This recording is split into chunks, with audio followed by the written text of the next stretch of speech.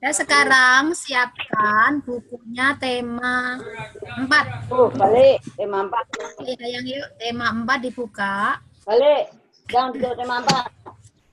Yang halaman 1 enggak apa-apa. Kemarin itu sebetulnya sudah itu ya, sudah dikirim Bu Guru lewat yang dari dinas. Ini diulang lagi enggak apa-apa. Masih cukup waktunya. Ini tentang jenis-jenis pekerjaan. Ya, halaman 1. Perhatikan tempat tinggalmu. Apakah kamu tinggal di pegunungan, di dataran rendah, atau di wilayah pantai? Bagaimana jenis tumbuhan yang terdapat di sana? Pekerjaan apa yang ada? Jadi, ini kan ada tempat tinggal itu ada dibagi menjadi 3 tempat, di pegunungan, dataran rendah, dan di wilayah pantai. Sekarang ada bacaan, dibaca Bu Guru dulu, anak-anak saja. Nanti waktu giliran yang ada bacaan tempat hidup tanaman teh, nanti anak-anak yang baca giliran. Yang atasnya Bu Guru dulu. Ketika liburan tiba, Benar mengunjungi kakek Tani tinggal di daerah pegunungan. Udara di sana terasa sejuk, berbeda dengan udara di tempat tinggal Lani. Setiap pagi, Lani tidak pernah bosan menemani kakeknya berjalan pagi. Tempat tinggal kakek Lani dekat perkebunan teh. Kakeknya sering mengajak Lani berjalan-jalan mengitari perkebunan teh. Lani diberitahu ayahnya bahwa teh merupakan salah satu yang dapat tumbuh dengan baik di daerah udara yang sejuk. Jadi ini kakeknya Lani itu tinggalnya di dataran tinggi, ya, daerah yang sejuk seperti di Malang itu ya. Daerah itu ada. Siapa yang punya saudara di Malang? Ada enggak? Deliandra punya saudara di Malang karena ada kebun teh, ya. Karin pernah pergi ke Malang? Delia pernah sayang ya? Pernah berlibur sama keluarga di sana, bisa menikmati keindahan alam. Di sana ada kebun teh. Sekarang ada bacaan tempat hidup tanaman teh.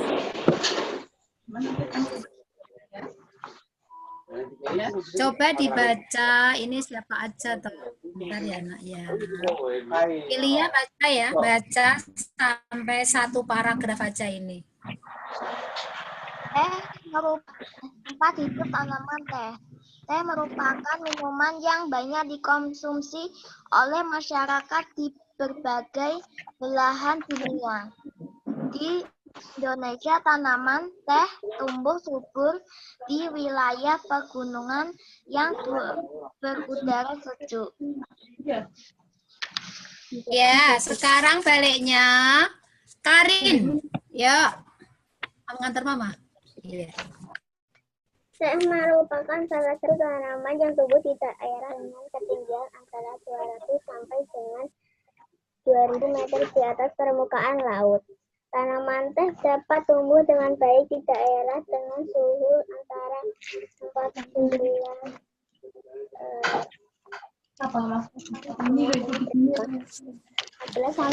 25 C yang cukup mendapat curah hujan karena tanaman teh tidak tahan terhadap kekeringan. Curah hujan sangat dibutuhkan untuk menjadi perakaran tanaman teh. Ya, sekarang dilanjut Nina, yuk sayang yuk. Di Indonesia itu ya. Indonesia, perkebunan teh terbesar tersebar di beberapa wilayah pegunungan di Pulau Jawa dan Sumatera. Kedua pulau tersebut sangat mendukung pertumbuhan teh karena tanah sangat subur. Daerah teh di Pulau Jawa antara lain Ciwidey dan Bogor, Jawa Barat, Brebes dan Wonosobo, Jawa Tengah, Malang, Jawa Timur.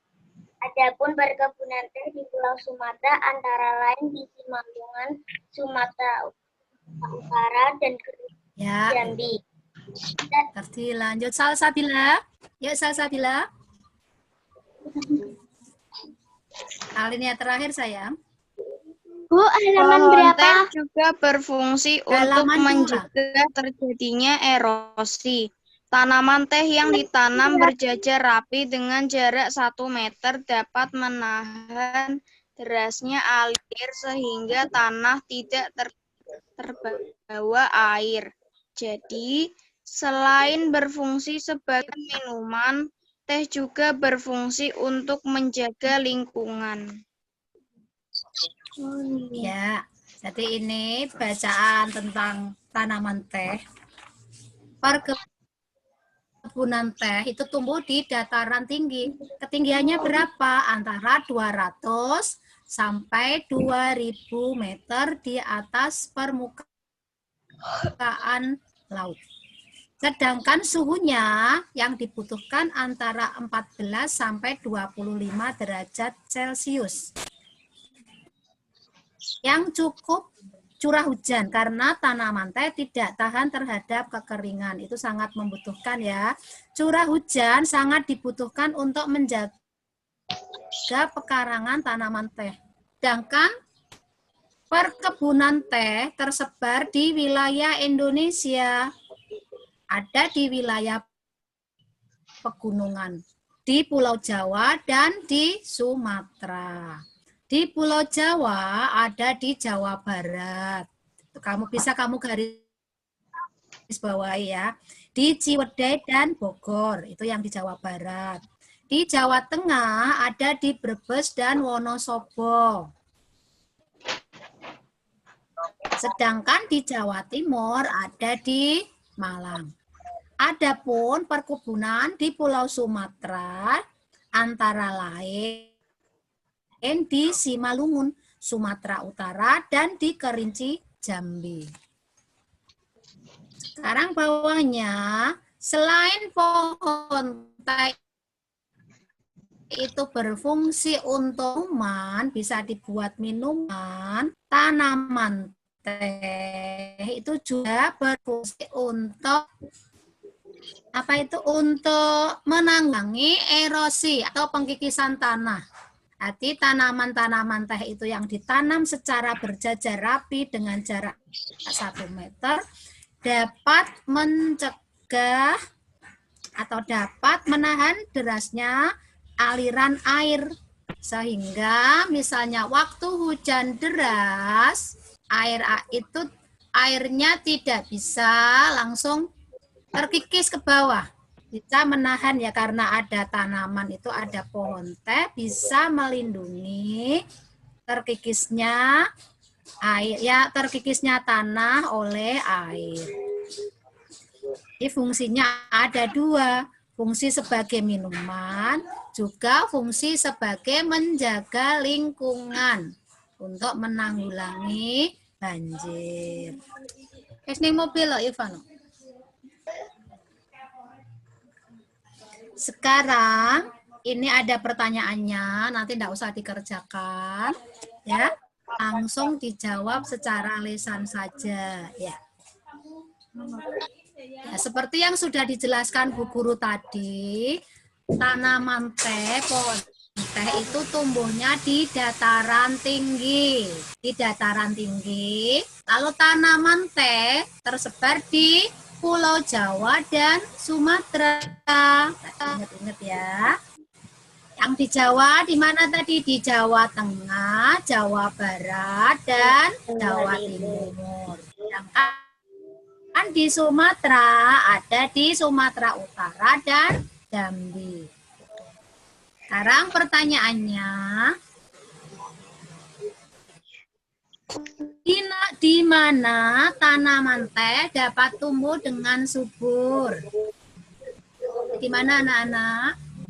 Di daerah yang dataran tinggi, ya. Sekarang, seberapa ketinggian dataran tinggi itu? Dataran tinggi Sampai agar 2000 tanamannya itu meter, tumbuh dengan baik itu seberapa? Antara 200 sampai 2000 meter. Ya. Lalu suhunya yang dibutuhkan antara 14 sampai 25 derajat Celcius. Bagaimana cara agar tanaman teh bisa bermanfaat menahan erosi? Erosi itu pengkikisan tanah. Dengan cara tanaman itu ditanam berjajar rapi dengan jarak 1 meter. Enak ya, jaraknya 1 meter. Dapat menahan derasnya aliran air.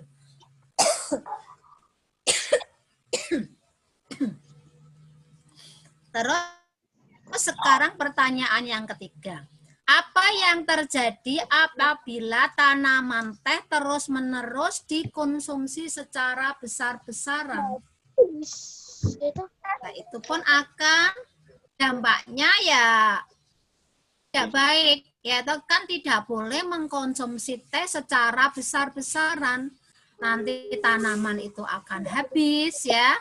Akan ada pemetikan teh secara besar-besaran, tanamannya nanti lama-lama akan mengganggu lingkungan. Karena itu, gunakanlah secukupnya. Kayak anak-anak ya, meskipun harga teh itu murah, ya toh, tapi anak-anak tetap harus berhemat. Tidak boleh terus buat teh nggak habis dibuang, nanti buat lagi. Itu tidak boleh. Tetap gunakan seperlunya. Sekarang pertanyaan yang keempat. Apa yang sebaiknya dilakukan oleh petani teh agar tumbuhannya tetap bertahan? Tadi bagaimana, Nak? Ditanam di mana? Ditanam di daerah yang ketinggiannya antara 200 sampai 2000 meter. Lalu biar tetap bertahan, suhunya antara 14 sampai 25 derajat Celcius. Sekarang nomor 5. Apa yang dapat kamu lakukan agar tanah yang digunakan untuk menanam tetap subur? Itu dibutuhkan curah hujan, ya toh?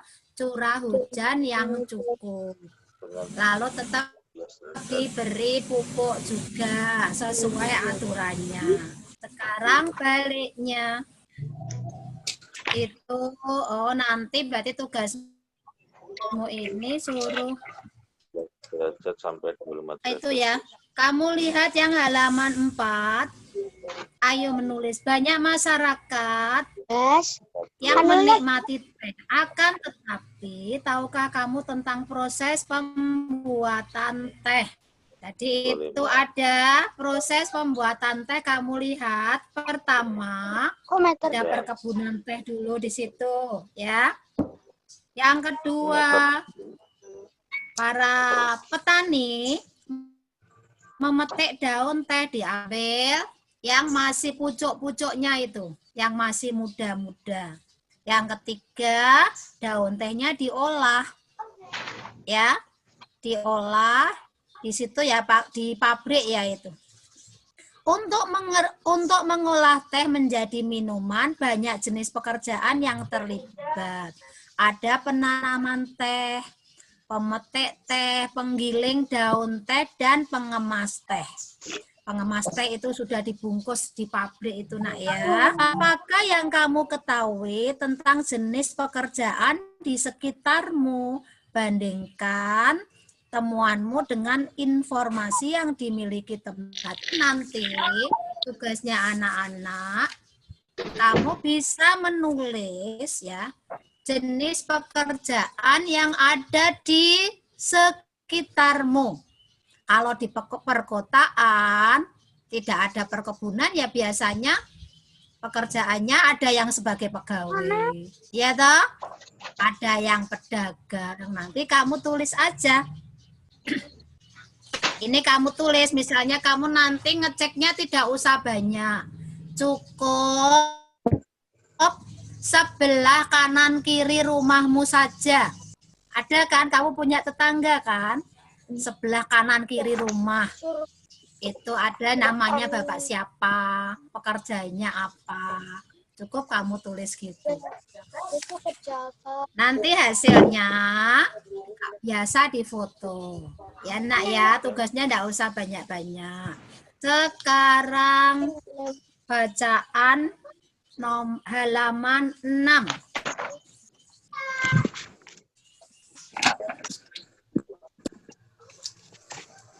Taman bermain yang hilang.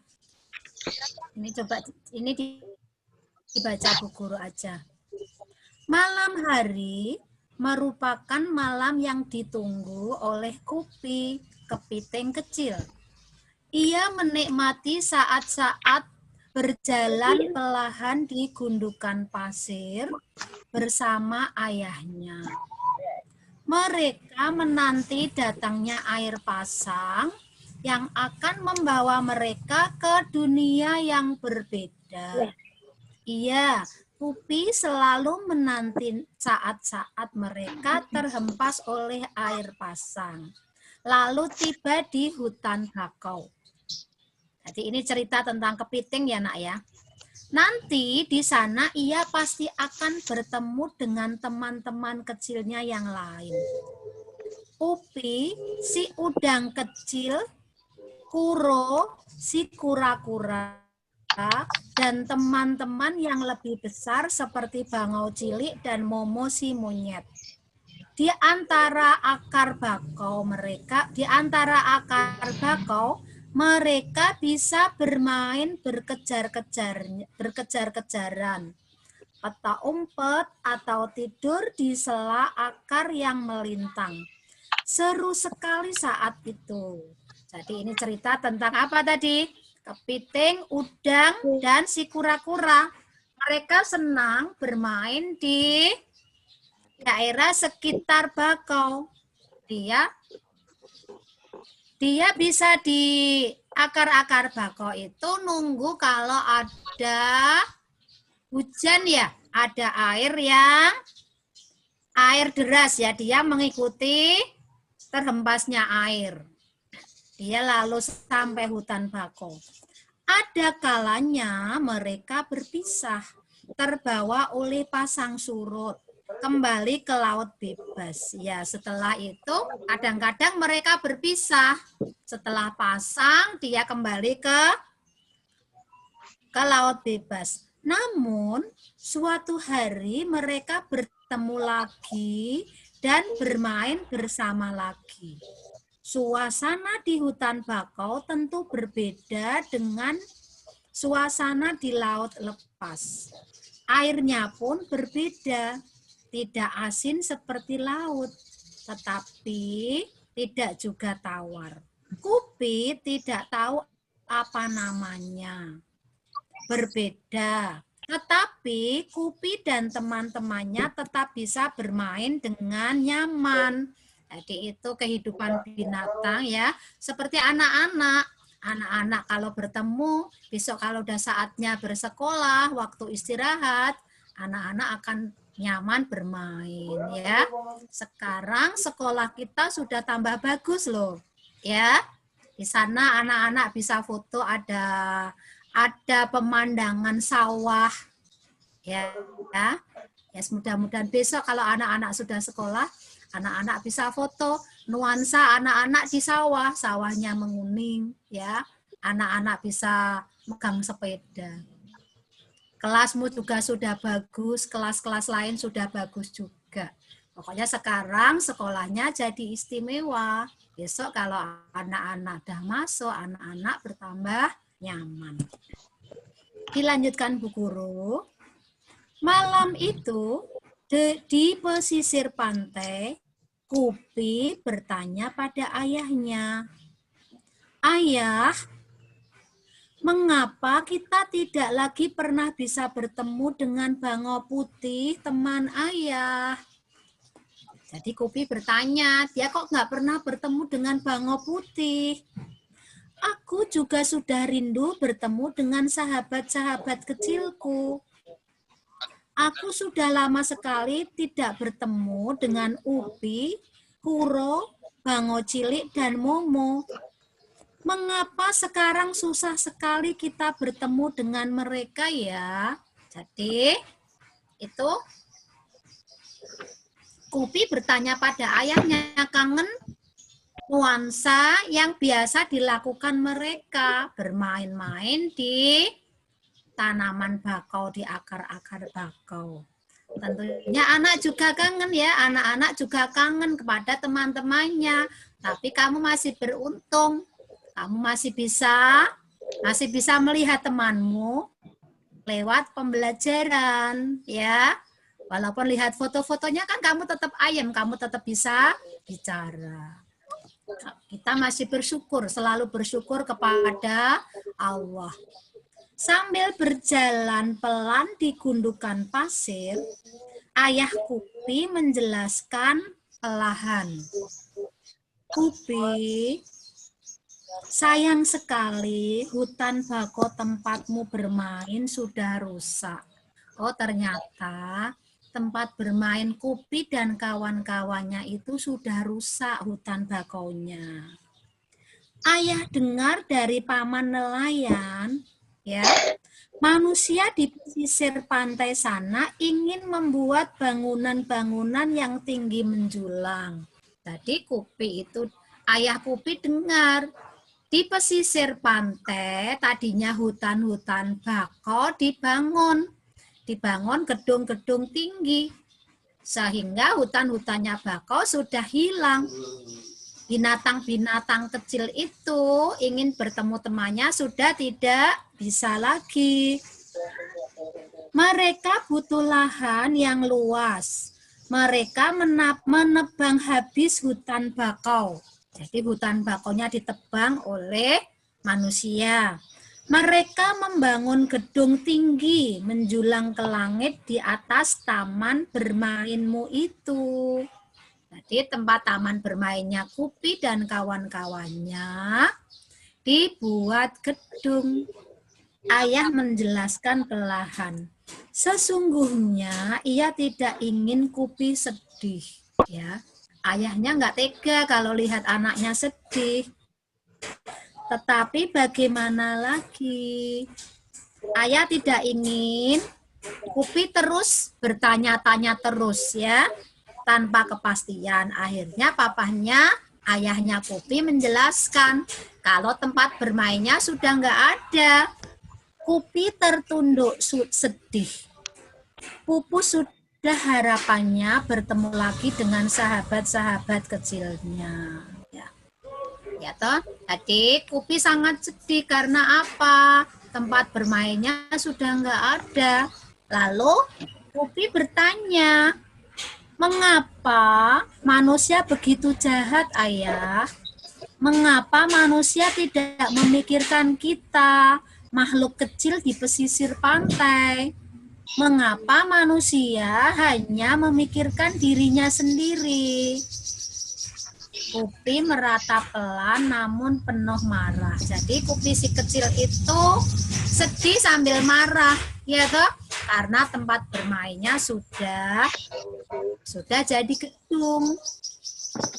Ayah ingin menenangkan hati Kupi. Ia menambahkan, "Sebenarnya ketika hutan bakau tempatmu bermain ditebang, manusia pun menerima akibat buruknya, Kupi. Ya toh? Jadi tumbuhan itu, hutan-hutan bakau ditebang, itu manusia akan menerima akibatnya. Air laut akan semakin mudah mencapai daratan. Tidak ada lagi pohon bakau yang menahan. Lama-kelamaan air tanah di sekitar pantai akan menjadi air asin. Manusia kan tidak bisa minum air asin, Kupi. Ayah berusaha menjelaskan dengan lebar. Jadi tadi ayahnya Kupi menjelaskan seperti itu. Dengan ditebangnya pohon-pohon bakau, ya toh, manusia akan menerima akibatnya. Akibatnya air laut semakin mudah mencapai daratan. Dengan air laut mencapai daratan, air-air akan menjadi asin. Padahal manusia kan nggak bisa minum air asin. Sekarang lanjutannya, ayah kemudian menambahkan, dengan rusaknya pantai akibat penebangan bakau, kegiatan manusia pun jadi terganggu. Jadi semuanya terganggu ya, tadi Kupi dan kawan-kawannya terganggu, tempat bermainnya hilang. Sekarang wisatawan yang berkunjung ke pantai semakin berkurang. Karena apa? Pemandangan pantainya berubah jadi gedung. Para pedagang yang dulu berjualan di sekitar sini tidak ada lagi. Dulu banyak pedagang karena di pantai itu pemandangannya indah, setelah jadi rumah sudah berkurang ya.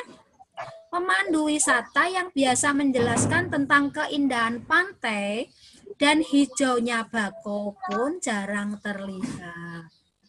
Nelayan yang biasa menjual hasil tangkapan mereka pun tinggal sedikit.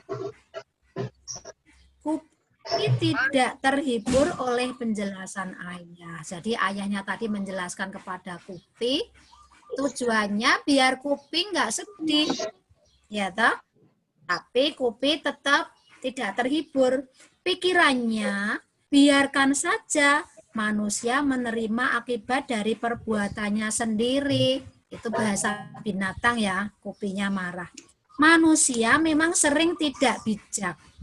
Kupi hanya ingin berdoa semoga suatu saat nanti hutan bakau akan kembali. Semoga suatu saat nanti ia masih bisa bertemu lagi dengan sahabat-sahabat kecilnya. Kupi hanya bisa berdoa. Semoga kelak manusia bertindak lebih bijaksana. Jadi tadi cerita ini menceritakan Kupi dan teman-temannya. Dia awalnya senang, sering kali bermain di hutan bakau. Setelah hutan bakaunya ditebang sama manusia, dibuat gedung-gedung, ya, Kupinya nggak bisa bermain lagi, Kupinya sangat sedih. Tapi akibatnya dengan hutan bakau ditebangi, itu air pasang semakin tinggi, semakin ke darat. Sehingga air-air tawar semakin berkurang. Lalu tempat wisata juga berkurang. Biasanya ada pemandu wisata yang di pantai, karena sudah jadi gedung, sudah tidak ada lagi. Lalu banyak nelayan-nelayan yang berjualan ikan juga menjadi berkurang. Anak-anak itu dengar tuh suara Bu Guru? Dengar ya sayang ya. Sekarang ini ada pertanyaan, siapa yang tinggal dalam hutan bakau? Tadi siapa, Nak? Tadi siapa? Yang tinggal di hutan bakau tadi Kupi dan teman-temannya. Ada siapa lagi tadi? Ada Upi, Kuro, Bango Cilik, dan Momo. Itu tadinya tinggal di hutan bakau. Terus apa yang biasa dilakukan Kupi dan ayahnya sebelum hutan bakau itu loh, sebelum hutan bakau ditebang, dia bermain di situ. Mengapa Kupi sedih dan marah? Karena apa, Nak? Kupi sedih dan marah karena hutan bakonya ditebangi. Dia tidak bisa bermain dengan kawan-kawannya lagi. Sekarang gambarlah salah satu tokoh. Tulislah pendapatmu tentang tokoh tersebut. Oh, berarti ini kamu suruh gambar salah satu yang diceritakan itu. Kamu bisa pilih Upi, Kuro, atau Bango Cilik. Tapi di sini tokoh utama adalah Upi. Kamu bisa menggambar, pilih salah satu. Nanti kamu ceritakan. Apakah gambarmu sama dengan gambar temanmu? Ya mestinya berbeda karena kesukaan anak satu dengan yang lain itu tidak sama. Apakah komentarmu tentang tokoh itu sama dengan temanmu? Berarti ya tidak sama, ya toh? Kata-katanya selalu berbeda. Sekarang ini yang halaman 9, yang warna hijau, melindungi pantai dari erosi dan abrasi.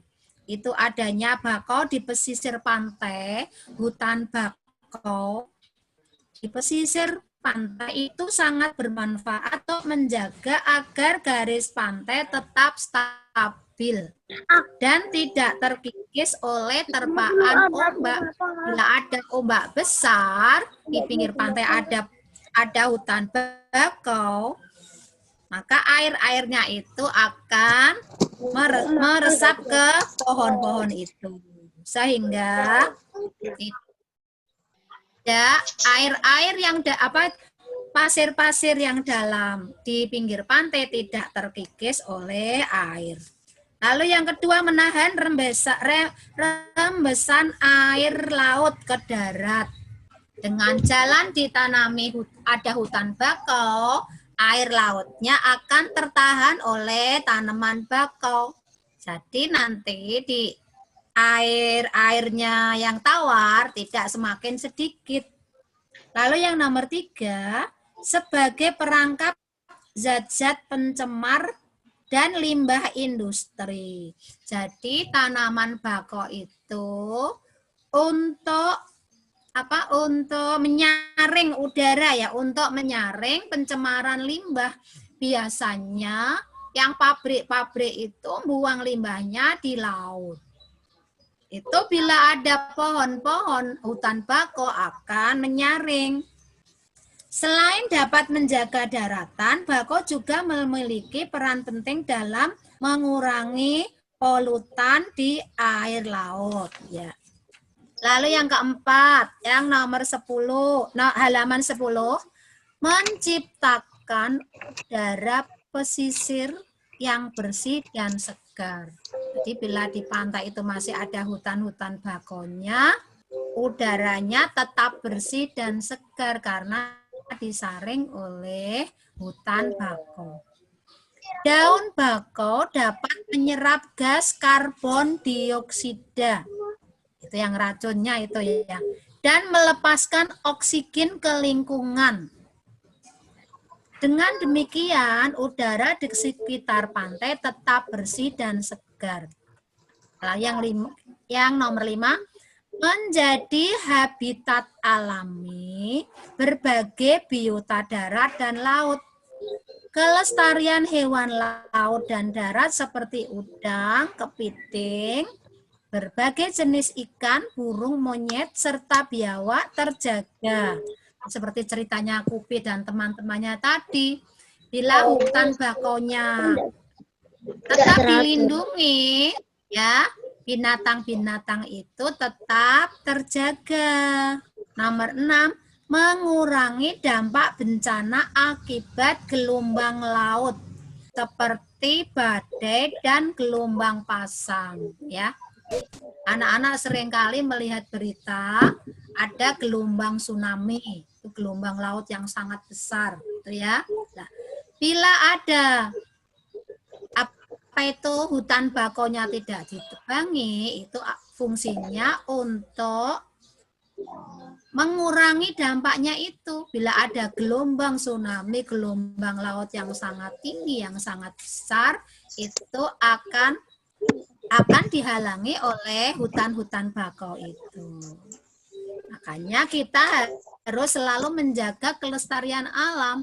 Besok anak-anak kalau sudah besar, kalau sudah bekerja, ada yang jadi dokter, ya, ada yang jadi polisi, ada yang jadi arsitek, ya, dan yang lain-lain, yang jadi arsitek perancang gedung-gedung. Dengan sejak kecil anak-anak sudah dibekali ilmu, sampai besar anak-anak akan mengetahui nanti jangan menebangi hutan-hutan bakau. Bila akan ada pembangunan harus diutamakan yang penting dulu. Apa yang terjadi jika hutan bakau dirusak? Ya tadi, kalau hutan bakaunya dirusak akan terjadi apa? Bila ada gelombang pasang, gelombang yang besar, itu tidak bisa dihalang-halangi oleh hutan bakau. Ceril kalau menguak ngucapin apa sayang? Astagfirullahaladzim. Gitu ya? Tidak apa-apa. Bagaimana hutan bakau dapat menjaga keseimbangan alam? Lah itu jawabannya ada di nomor 4. Bakau dapat menyerap gas karbon dioksida, ya, dan melepaskan oksigen ke lingkungan. Dengan demikian, udaranya di pantai tetap segar, tetap bersih. Jadi, ada keseimbangan. Apa saranmu agar hutan bakau tetap lestari? Ya saranmu, kalau anak-anak kecil biasa ya dengan jalan membuat poster. Ya, jangan tebangi hutan bakau, lestarikan hutan bakau. Kamu bisa membuat poster. Tapi nanti itu tidak usah karena kamu kan sudah tak tugasi tadi ya. Tugasi apa? Yang pekerjaan tadi nak ya. Pekerjaan sebelah kanan kiri, cuma tetanggamu sebelah kanan kiri namanya siapa ya, misalnya ada Pak siapa, Pak Amir dan Bu Amir. Pak Amir bekerja sebagai apa, Bu Amir sebagai apa. Lalu yang sebelah kirinya Pak Tono ya, sama Bu Tono pekerjaannya apa. Tapi kalau di kota ya tidak ada yang pekerjaan hanya sebagai petani, ya, karena nggak ada lahan. Sekarang ini pembelajaran 2. Ayah Udin seorang arsitek. Nah, ini seorang, berarti anak-anak juga ayahnya ada yang seorang arsitek ya, yang membangun gedung. Ini potonglah kertas menjadi persegi. Halaman berapa, Bu? Halaman 13 ya. Halaman 13 itu ada pelajarannya itu matematika itu ya. Ayo mencoba potonglah kertas menjadi persegi satuan-satuan dengan sisi 1 cm. Letakkan persegi sehingga menutupi seluruh permukaan. Nanti praktek. Guru ini nggak sempat buat ini karena Bu Guru itu sehari-hari Bu Guru harus menjaga ibunya Bu Guru ya, menjaga ibunya Bu Guru yang sakit. Bu Guru minta doa anak-anak ya. Anak-anak habis sholat ikut mendoakan agar mamahnya Bu Guru lekas sembuh ya nak ya. Mudah-mudahan ibunya Bu Ulfa diberi kesembuhan oleh Allah. Ini tadi Bu Guru masih di luar kota, ini nggak di sekolah. Bu Guru nanti habis ngajar, Bu Guru langsung ganti ya itu jaga ibunya Bu Guru. Itu salah satu contoh anak yang berbakti pada orang tua ya. Kalau anak-anak mamahnya sekarang diberi sehat ya, Anak-anak tetap harus sayang kepada orang tuanya. Tugas-tugas dari Bu Guru yang tiap hari harus kamu lakukan, anak-anak menyiapkan minum untuk ayah ibunya. Kan gampang ya. Kesukaan ayahnya apa? Teh manis ya, dibuatkan teh manis dengan sudah ada dispenser, gampang. Kamu siapkan untuk ayah ibumu. Itu apa? Baktimu pada orang tuamu, karena orang tuamu telah membesarkan kamu, ya, selalu menyayangi kamu sepenuh hati. Gantian anak-anak manut sama orang tua, selalu menyiapkan minum orang tua. Kalau nggak suka teh panas, pulang kantor inginnya air putih, ya ambilkan air putih, ya nak ya. Misalnya ada apa di situ, ayahnya bawa oleh-oleh, ya dibawakan. Bawa apa, dia bawakan, diletakkan di meja makan. Ini berarti disuruh, ini nanti kamu hitung perseginya itu ada 6 cm ya, ada 6 kotak kali 6, berarti ada 36, itu nanti itu bisa pakai buku kotak. Potonglah kertas menjadi persegi satuan-satuan dengan panjang 1 cm. Jadi kamu nanti motongnya ya biar gampang, kertasnya yang sudah buku kotak itu dipotong-potong. Terus ada berapa banyak persegi satuan yang menutupi salah satu persegi. Itu kamu bisa menghitung. Kotak-kotaknya ada berapa? Coba dihitung. Ada berapa, nak? Ceril, coba dihitung, Ceril. Ada berapa kotaknya, Ril? 36. Berapa, sayang? 36. Ada 36. Ya. Terus ada berapa banyak persegi satuan yang menutupi seluruh persegi? Itu ada 36. Lalu tiap persegi itu ukurannya 1 cm. Bagaimana hubungan antara banyak persegi satuan? Oh, itu sebentar. Jika seluruh persegi satuan yang menutupi persegi menyatakan luas persegi, apa yang bisa kamu sebentar ya, ini itu ada kendaraan lewat. Ini baru ada bangunan, nanti kamu terganggu sebentar.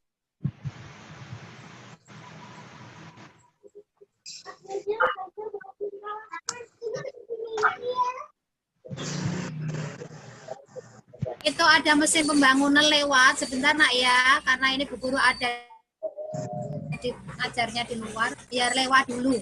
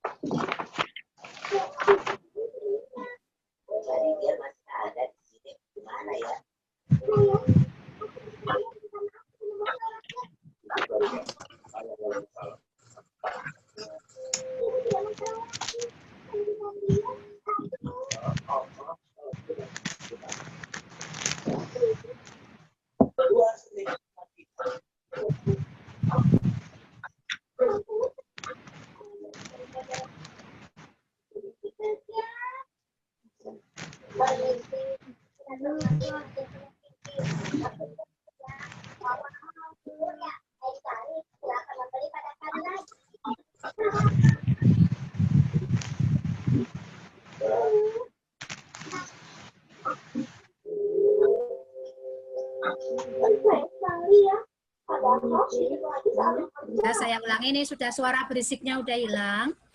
Ini akan mengukur luas persegi. Ya, kamu perhatikan. Jadi ini ada persegi, itu luasnya adalah sisi kali sisi. Kamu lihat, panjang sisi persegi kita namakan S. S singkatan dari sisi. Luasnya dinamakan L. Tulislah rumus luas persegi. Luasnya persegi itu adalah sisi kali sisi. Itu kamu hitung di situ. Perseginya itu sisinya itu ada 6, ya toh? Ada 6 persegi. Sisinya yang berdiri, yang vertikal itu juga ada 6. Yang horizontal, yang mendatar itu ada 6. Jadi luasnya persegi 6 kali 6 yang halaman 15. Cara menghitungnya. Luas persegi adalah perkalian dari panjang sisinya. Jika panjang sisi S dan luasnya L, maka luas persegi adalah S kali S atau S cm persegi.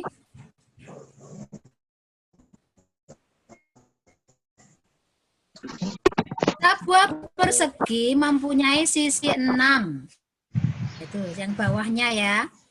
Persegi sisinya 6 cm. Luasnya tinggal dikalikan ya karena sisinya sama.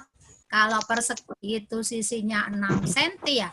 6 cm kali 6 cm. 6 kali 6 ada 36 cm persegi. Sekarang yang nomor 2. Baliknya, sebuah persegi itu ada luasnya 64 cm persegi. Hitunglah panjang sisinya. Itu nanti caranya kamu juga menghitung. Ada kotak-kotaknya terdiri dari 64. Itu nanti caranya berarti itu akar ya. Hitunglah panjang sisinya. Itu berapa kali berapa? Ada 64. Itu dipelajari Bu Guru dulu. Terus yang nomor 3, perhatikan gambar ini. Panjang sisi persegi. B adalah 2 kali panjang sisi A. Panjang sisi A 7 cm. Hitunglah persegi B. Oh, sekarang bila panjangnya sisi A 7 cm, panjangnya sisi B itu 2 kalinya. Berarti dikali 2 adalah 14 cm.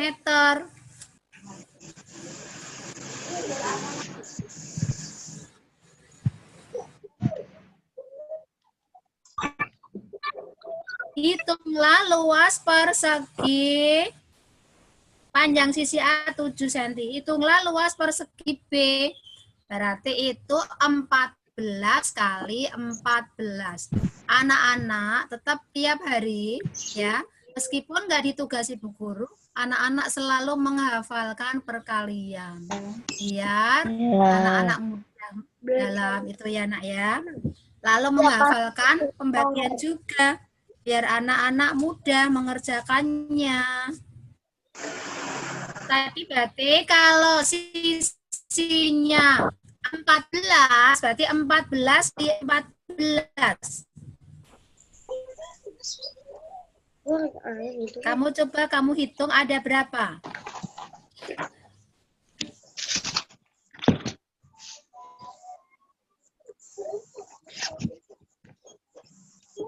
14 kali 14 berarti luasnya ada berapa? Yuk kamu hitung.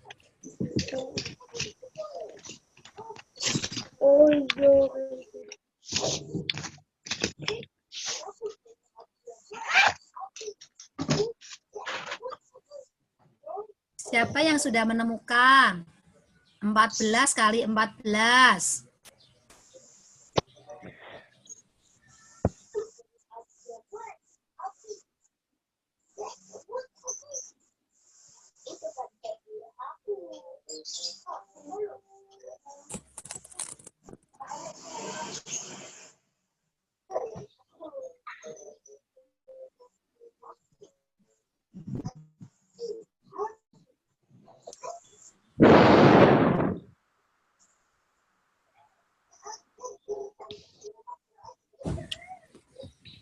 Berapa sayang?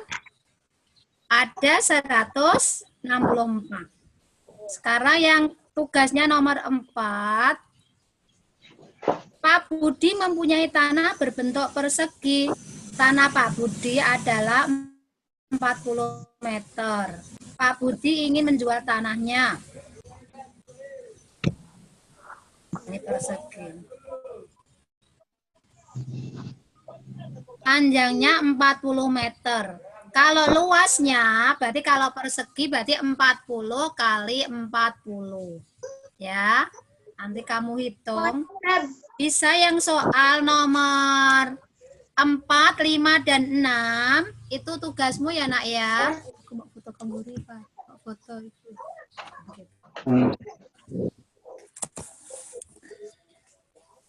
Itu sekarang kamu tulis, ada tugasmu yang nomor halaman 16, nomor 4, 5, dan 6, 3 nomor saja.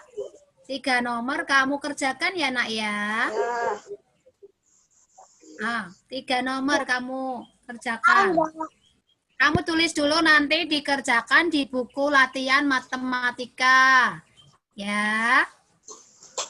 Kamu tulis dulu, berarti tugasnya ada 2. Tadi yang jenis-jenis pekerjaan. Jenis-jenis pekerjaan yang kamu nulis pekerjaan tetanggamu kanan kiri. Dan matematika ini halaman 16, 17, nomor 4, 5, dan 6. Itu kamu tekuk nanti bisa setelah ini langsung kamu kerjakan. Bisa dibantu kalau belum ada mamahnya ya nanti kalau mamahnya datang. Sekarang siap-siap berdoa ya nak ya. Yuk siap-siap berdoa. Bukunya bisa kamu tutup. Nanti ketemu besok lagi sama Bu Guru ya. Ya, bismillahirrahmanirrahim. Wal asri innal insana lafi usrin illalladzina amanu wa amilus solihati wa tawasau bil haqqi wa tawasau bis sabri. Sadaqallahul azim. Allahumma arinal haqqa haqqarzuqna ittiba'ah wa arinal batila warzuqna ijtinabah. Amin. Sampai ketemu besok ya nak ya. Tetap jaga kesehatan. Jangan lupa sholatnya 5 waktu jangan ditinggalkan. Selalu berbakti kepada kedua orang tuamu. Ya, juga berbakti kepada kakek nenek. Tugas yang dari Bu Guru yang tiap hari harus kamu lakukan, menyiapkan minum. Kalau Anjani sama kakek ya nyiapkan minum untuk kakek. Ya Anjani ya. Nah, yang di rumah ada sama mama papanya ya menyiapkan minum untuk mama papa. Itu anak yang soleh solihah selalu berbakti kepada Allah. Ya, sampai sini dulu. Assalamualaikum warahmatullahi wabarakatuh. Ya nak ya. Jangan